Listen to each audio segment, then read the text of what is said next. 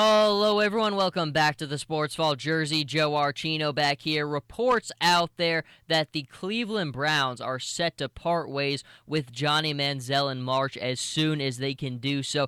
Part of the team's official statement that I think kind of really just says it all is his status with our team will be addressed when permitted by league rules. He undermines the reputation of the organization now. Basically, that's a big statement right there. And really, all along, it's been enough is enough. It really has. Johnny Manziel has gotten to this point of his own doing. It really is. He was destined to fail, and it was all of his own doing. I did a segment on this a couple days ago when this whole weekend thing happened where the authorities got involved. And I mean, my biggest takeaway was just if Johnny Manziel wanted to be a grown-up, wanted to be a star in this league, wanted to be a great quarterback, he would be working to do that. But what? He's not. There's a reason Cam Newton and Peyton Manning are all over the spotlights in the Super Bowl right now because they're mature. They get what it takes. They know what they want to be. Manziel has never ever done so, and I think the early rootings of life always kind of contribute to who we are as individuals and who we grow into. And Manziel always had things handed to him from the start. There's something when it was coming down to draft time and all this information was being released about all these players. I'll never forget one about Manziel that always resonated with me was when he was in high school, basically his dad and him had an agreement where he would get a certain type of car, if he didn't drink during that time.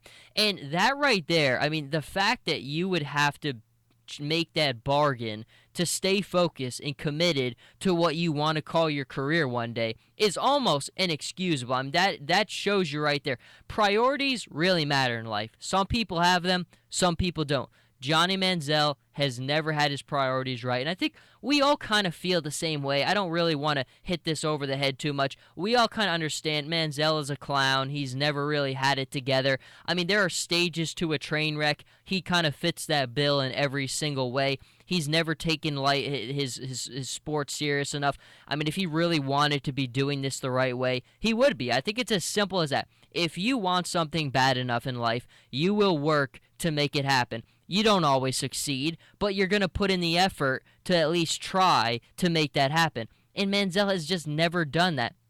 He always has tried. I mean, in college, he was outstanding. Don't take anything away from that. But he tried to come into the NFL with the fame, with the star status, off everything he did, with his athleticism, and just try to do what he did, party and be a quarterback. You can't do both in the National Football League. There's time to rest, and then there's time to get serious. Every quarterback understands that. He has never been able to do that. You can't go out clubbing and partying and juggling the responsibilities of being a franchise quarterback. He has never had the level of maturity. And that's the one thing that still amazes me of how teams just can't get this. How can you not see in the interview process, collecting all the information that you do, that this guy didn't have the maturity, the composure, the discipline to be an NFL quarterback? How could you not see it with a guy like Jamarcus Russell, with a guy like Ryan Leaf?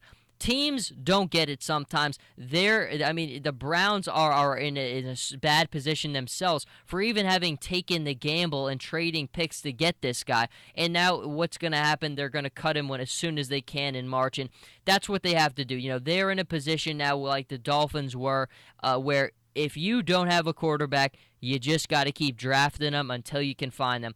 I don't think anybody really ever conceivably thought Manziel was going to be the guy. I think they wasted their time with him, but they kind of try to fulfill that quest of still finding a franchise quarterback. Manziel was never going to be the guy. I mean, look, maybe if he had the maturity and if you were worried about the size, that's never something to worry about. Even Russell Wilson, people worried about his size. Teddy Bridgewater, people worried about his size.